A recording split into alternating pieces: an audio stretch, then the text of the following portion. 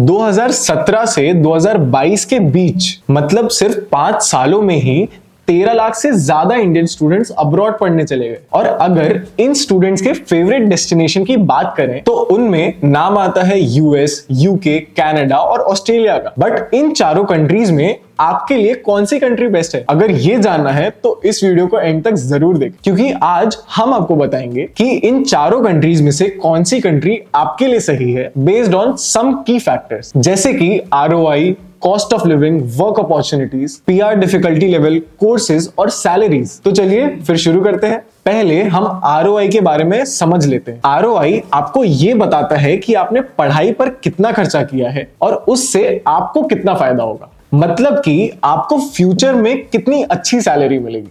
ROI निकालने के लिए हमको फीस और फ्यूचर अर्निंग्स का हिसाब करना पड़ेगा। इसके लिए हमको एवरेज सैलरीज और करियर ग्रोथ का भी पता होना चाहिए। तो चलिए फिर देखते हैं कि US, UK, कनाडा और ऑस्ट्रेलिया में ROI कैसा है। सबसे पहले बात करते हैं ट्यूशन फीस की।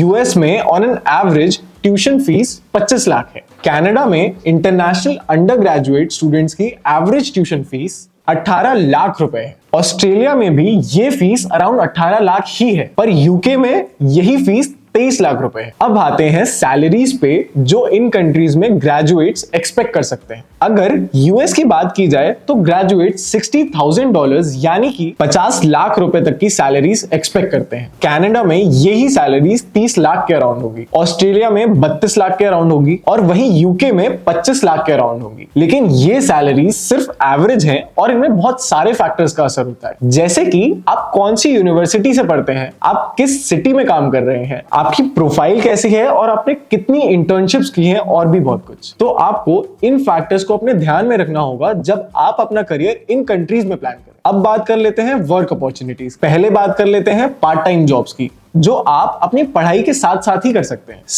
यूएस में स्टूडेंट्स मोस्टली ऑन कैंपस ही काम कर सकते हैं and they can work up to 20 hours a week. और वहीं कनाडा और यूके में स्टूडेंट्स कहीं भी 20 आवर्स अ वीक काम कर सकते हैं। और ऑस्ट्रेलिया में भी स्टूडेंट्स कहीं भी काम कर सकते हैं for 48 hours per fortnight. But during holidays US, Canada, UK जैसी कंट्रीज में बच्चे सिर्फ 40 आवर्स ही काम कर सकते हैं। एंड ऑस्ट्रेलिया में दे can work for unlimited hours during the vacation. And US में पार्ट टाइम में स्टूडेंट्स को $10 से $15 तक पर आवर तक मिलते हैं। कनाडा में ये एवरेज $10 की है।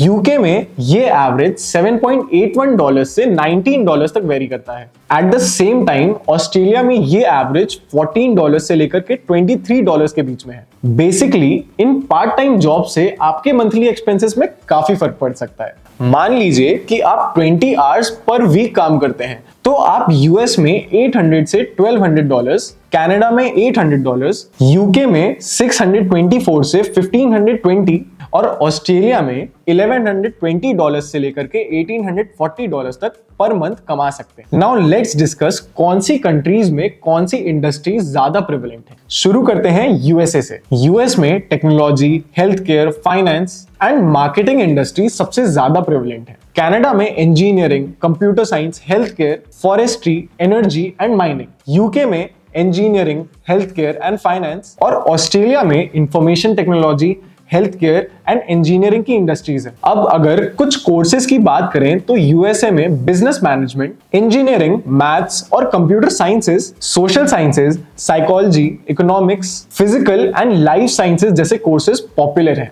वहीं कनाडा में nursing, LLM, aerospace and engineering, industrial systems and engineering, business management, psychology and economics and media studies जैसे प्रोग्राम पॉपुलर है। और यूके में business studies, accounting and finance, law, economics, art and design, computer science, politics जैसे courses popular है। और Australia में data science, civil engineering, information technology, computer science and applied economics जैसे courses popular है। Now let's compare the work permit durations in these countries. अगर USA की बात करें तो यहाँ पे स्टूडेंट्स को 12 महीने का ही वर्क परमिट मिलता है, यूके में 24 महीने का और ऑस्ट्रेलिया में ये परमिट 18 ही महीनों की। एंड कनाडा में it goes up to 36 months which is 3 years। लेकिन लेकिन यहाँ पे क्राइटेरियाज हैं जो आपको फॉलो करना पड़ेगा। जैसे कि यूएसए में आपको optional practical training OPT visa extension के लिए अप्लाई करना पड़ेगा। कनाडा में आपको अपनी डिग्री कंप्लीशन के 180 डेज बाद वर्क परमिट अप्लाई करना होगा। और अगर आपको कनाडा में 3 साल का वर्क परमिट चाहिए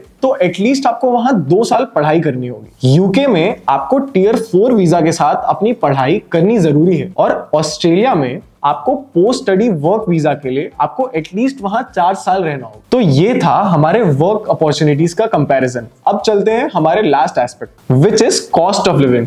तो आइए जानते हैं अब इन चारों कंट्रीज में कॉस्ट ऑफ लिविंग है कितना। तो शुरुआत करते हैं यूएसए से। यूएसए में एक स्टूडेंट के 1 साल के cost of living on an average 10.5 lakh रुपए तक जा सकते हैं। कनाडा में यही कॉस्ट 7.1 लाख रुपए तक जाएगी, यूके में 12.6 लाख के करीब और ऑस्ट्रेलिया में 9.8 लाख के करीब जाएगी। चलो ये तो हो गई स्टडीज की बातें।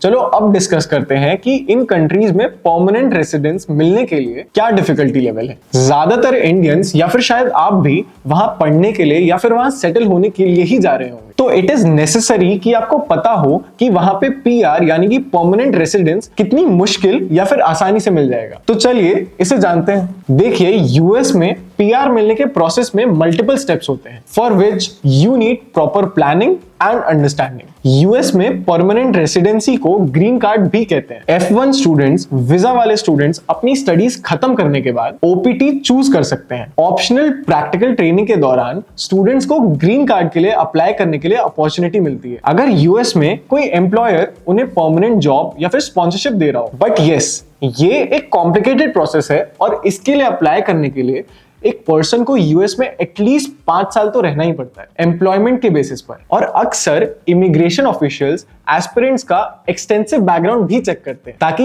ये पता चल सके कि कहीं वो फ्रॉड तो नहीं है। और वहीं कनाडा में पोस्ट ग्रेजुएशन वर्क परमिट के प्रोसेस में थोड़े कम स्टेप्स होते हैं। ये परमिट इंडियन स्टूडेंट्स को परमानेंट रेसिडेंसी के लिए अप्लाई करने के लिए परमिशन देते हैं। वैलिड PGWP के साथ स्टूडेंट्स को कम से कम 1 साल काम करना पड़ता है और फिर पीआर के लिए अप्लाई करना पड़ता है। पर हाँ, उनके स्किल्स और employment national occupational classification system के अंडर स्किल टाइप 0 या फिर स्किल लेवल A या B के अंडर आना चाहिए। एंड यूके में पीआर के लिए आपको एटलीस्ट वहां 5 साल तो रहना ही पड़ता है। यहाँ इवन मिनिमम सैलरी रिक्वायरमेंट्स भी होती हैं। अगर आप उन्हें मीट कर पाते हैं तो ही आपको पीआर मिलता है। जैसे आपकी minimum salary 10 pound per hour तो होनी ही चाहिए। अब अगर ऑस्ट्रेलिया की बात करें तो यहाँ पे भी परमानेंट रेसिडेंसी परमिट के लिए भी काफी सारे स्टेप्स होते हैं। जो स्टूडेंट्स ऑस्ट्रेलिया में पीआर के लिए अप्लाई करना चाहते हैं वो अक्सर स्किल्ड इंडिपेंडेंट वीजा सब क्लास 189 के लिए अप्लाई करते हैं, जो उन्हें ऑस्ट्रेलिया में परमानेंट रेसिडेंस के तौर पर रहने और काम करने की परमिशन देता है। ये वीजा उन वर्कर्स को दिया जाता है जो कि 18 से 49 साल के बीच के हैं और किसी भी फैमिली मेंबर के थ्रू स्पॉन्सर्ड नहीं है या फिर स्टेट गवर्नमेंट से नॉमिनेटेड नहीं है। तो दोस्तों, ये थी हमारी आज की वीडियो। तो इसमें हमने देखा कि यूएस, यूके, कनाडा और ऑस्ट्रेलिया में कौन सी country best for studying abroad based on some की factors like ROI, difficulty level, work opportunities, courses, industries और सैलरीज। हमने देखा कि इन चारों कंट्रीज में हर कंट्री में आपको कुछ एडवांटेजेस और कुछ डिसएडवांटेजेस मिलेंगे जो आपके करियर गोल्स और फ्यूचर प्लान्स पर डिपेंड करते हैं। इसलिए आपको अपना स्टडी अब्रॉड डेस्टिनेशन चूज करने से पहले इन सारे फैक्टर्स को ध्यान में रखना चाहिए और अपना इंटरेस्ट, एप्टीट्यूड और बजट के हिसाब से सब डिसाइड करना चाहिए। अगर आपको ये वीडियो पसंद आया तो इसे लाइक, शेयर और सब्सक्राइब करिए और हम आपसे मिलेंगे एक और ऐसी ही इंफॉर्मेटिव वीडियो के साथ।